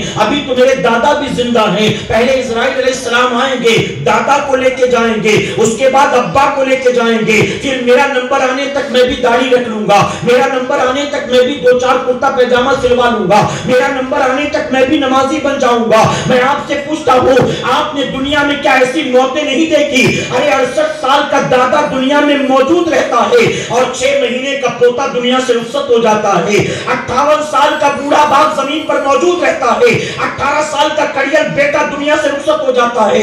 ہم نے بوڑھے باپ کے کاندھوں پر جوان بیٹے کے جنازے کو جاتا دیکھا ہے. ارے وہ باپ جو یہ پسند نہیں کرتا تھا میرے بیٹے کے کپڑے پر دھول مٹی بھی لگ جائے, میں نے اسی باپ کو روتے روتے اپنے بیٹے کی قبر پر مٹی ڈالتا ہوا دیکھا ہے. اے مسلمانوں, تم کس دنیا میں رہتے ہو؟ تمہارے سروں پر کون سا نشہ سوار ہے؟ تم توبہ کیوں نہیں کرتے؟ تم ہوش کے ناخن کیوں نہیں لیتے؟ تم اللہ اور اس کے رسول کی بارگاہ میں رجوع کیوں نہیں کرتے؟ اے سرکار مدینہ کے پیروانوں, یہ زندگی بہت مختصر ہے. میں آپ سے کہنا چاہوں گا, توبہ کر کے سب سے پہلے اپنے آپ کو نماز کا پابند بنائیں. کہ انشاءاللہ 6 دسمبر کی تاریخ آتی ہے تو آج بھی اس تاریخ کو یاد کر کے دل غمگین ہو جاتے. آپ کیا کرتے ہو اس غم کا اظہار؟ اپنے اسٹیٹس پر فوٹو لگا دیا, اپنے ڈی پی پر فوٹو لگا دیا, فیس بک پر کوئی میسج کر دیا اس مسجد سے ریلیٹڈ, بس 6 دسمبر کی تاریخ آتی ہے تو یوں منا کر یاد کر کے غم غصے کا اظہار کر کے گزر جاتے ہو. میں کہتا ہوں مسلمانوں, تم نے کبھی یہ کیوں نہیں سوچا ہماری ایک مسجد کو شہید کیا گیا ہے, اب ہم بھی اللہ سے وعدہ کرتے ہیں ہم اللہ کے گھر سے اپنے آپ کو دور نہیں کریں گے. ایک مسجد ہم سے چھینی گئی, دنیا میں جتنی مساجد موجود ہیں اللہ کے ہر گھر کو ہم آباد کرنے کی کوشش کریں گے. اب میں اپنی ماں و بہنوں کو ایک پیغام دینا چاہوں گا, اجازت ہے نا؟ حالانکہ وقت کافی ہو گیا لیکن آخری بات, میرے پیارے آقا علیہ الصلوۃ والتسلیم کے پیروانوں, اسی ہندوستان کا واقعہ, حیدرآباد دکن کی سرزمین, 50 سال پہلے کی کہانی. یوں ہی مسلمانوں کا مجمع تھا, مسلمانوں کی محفل تھی. ہماری بہنیں بہت غور سے سنیں, مسلمانوں کے مجمع میں ایک غیر مسلم ساتھی آئی اور آنے کے بعد مسلمانوں سے کہتی ہے کہ مسلمانوں, میں تم سے ایک سوال پوچھنا چاہتی ہوں, کیا تم میں سے کوئی ہے جو میرے سوال کا جواب دے سکتا؟ لوگوں نے کہا کیا سوال؟ اس نے کہا میں نے یہ سنا ہے کہ مسلمانوں کا یہ دعویٰ ہے کہ اسلام کے سوا دوسرا کوئی مذہب اچھا اور سچا نہیں. اگر تم اپنے دعوے میں سچے ہو تو بتاؤ تمہاری 1400 سال کی تاریخ میں آج تک صرف ایک ہی حسین کیوں پیدا ہوئے؟ اگر تمہارا مذہب اچھا اور سچا ہے تو ہر گھر میں امام حسین جیسے بیٹے پیدا ہونے چاہیے تھے. ایک حسین کے بعد آج تک دوسرا حسین کیوں نہیں آیا؟ مجمع پر سناٹا چھایا تھا, کوئی کیا جواب دیتا؟ اس عورت نے دوبارہ للکارا, لوگ خاموش تھے. اس عورت نے تیسری بار للکارا, لوگ خاموش تھے. ایک دبلا پتلا دیہاتی مجمع کو چیرتا ہوا آگے آیا اور آگے آ کر کہتا ہے ہندو بیٹی, تیرے سوال کا جواب ان میں سے کوئی نہیں دے سکے گا, تیرے سوال کا جواب میں دیتا ہوں, سن. تو ہم سے پوچھتی ہے کہ ہماری 1400 سال کی تاریخ میں ایک ہی حسین کیوں پیدا ہوا, اس حسین کے بعد آج تک دوسرا حسین کیوں نہیں آیا؟ تو سن, حسین جیسے بیٹے ہر ماں کی کوکھ سے جنم نہیں لیتے، حسین جیسے بیٹے جنم دینے کے لیے فاطمہ الزہرا جیسی ماں کی ضرورت ہوتی ہے۔ جب سے زمین خاتون جنت جیسی ماؤں سے خالی ہو گئی، تب سے حسین جیسے بیٹے بھی پیدا ہونے بند ہو گئے۔ اب تو نچنیے پیدا ہوتے ہیں، اب تو ٹک ٹاک اسٹار پیدا ہوتے ہیں، اب تو یوٹیوبر پیدا ہوتے ہیں، اب تو فیس بک بلاگر پیدا ہوتے ہیں۔ بتائیے ہے کہ نہیں؟ کیونکہ حسین کی ماں جیسی ماں بھی نہیں رہی نا۔ سیریل دیکھنے والی ماں، بگ باس دیکھنے والی ماں، فلمیں دیکھنے والی ماں، سر سے دوپٹہ اتار کر آٹا گوندنے والی، سر سے دوپٹہ اتار کر روٹیاں بیلنے والی، ٹی وی سیریل دیکھتے دیکھتے بچوں کو دودھ پلانے والی، جب مائیں ایسی ہوں گی تو ان کا دودھ پی کر بچہ کیا نیک اور نمازی ہوگا؟ ابھی ابھی ہفتے 10 دن پہلے کی بات ہے، سورج کو گرہن لگا تھا نا آپ کے یہاں بھی سورج گرہن تھا، اور ابھی کچھ دن پہلے چاند گرہن بھی تھا۔ بڑی بوڑھیاں کہتی ہیں کہ جب سورج گرہن ہو تو جو حاملہ عورتیں ہوتی، پریگننٹ ہوتی، ان کو باہر مت نکلنے، نہ وہ کچھ کاٹیں نہ گھر سے باہر نکلے۔ ایسا ہوتا ہے نا، یہ بڑی بوڑھیوں کا ماننا ہے۔ میں پوچھتا ہوں کیوں، وجہ کیا ہے؟ تو جواب دیتی کہ سورج گرہن کا بچے پر اثر ہوگا۔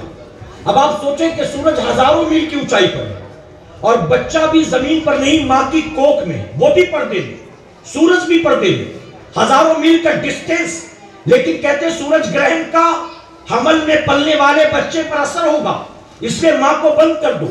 میں کہتا ہوں جب ہزاروں میل کی اونچائی پر موجود سورج گرہن کا کوکھ میں پلنے والے بچے پر اثر ہوتا ہے تو دوران حمل وہ بچیاں جو 3-4 فٹ کی دوری پر بیٹھ کر روزانہ سیریل دیکھتی ہیں، فلمیں دیکھتی ہیں، کیا ان ناچ گانوں کا اور ان برائیوں کا، ان حرام ناجائز کاموں کا کوکھ میں پلنے والے بچے پر اثر نہیں ہوتا؟ جب ہزاروں میل کی اونچائی پر موجود سورج کا اثر ہوتا ہے تو ٹی وی سیریل کا بھی اثر ہوتا ہے، فلموں کا بھی اثر ہوتا ہے۔ اس لیے بچے صرف اللہ رسول کے باغی نہیں، ماں باپ کے بھی باغی ہو رہے ہیں، ماں باپ کے بھی غدار ہو رہے ہیں۔ اللہ اپنے محبوب پاک کے صدقے ہمیں آپ کو سب کو کہنے سننے سے زیادہ عمل کی توفیق عطا فرمائے۔ درمیان گفتگو مجھ سے جانے انجانے میں کسی طرح کی غلطی خامی رہ گئی، آپ سب کو گواہ بنا کر سچے دل سے توبہ کرتا ہوں۔ رب میری توبہ قبول فرمائے اور ہماری اس محفل پاک کو اللہ قیامت میں ہمارے لیے، ہمارے والدین کے لیے بخشش اور نجات کا ذریعہ بنائے۔